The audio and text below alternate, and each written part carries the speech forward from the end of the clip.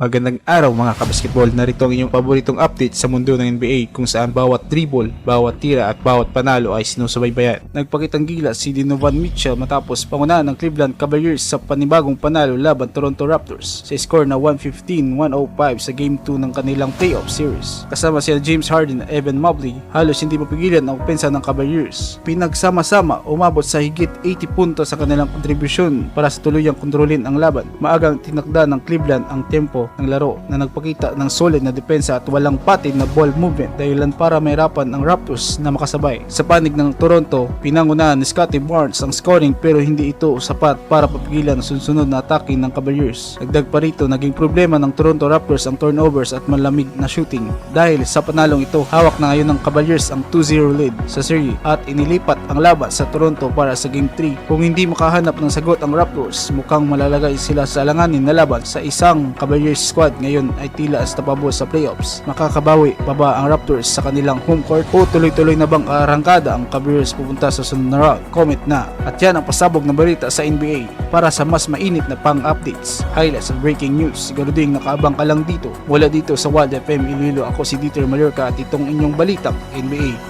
kung saan laging panalo ang balita.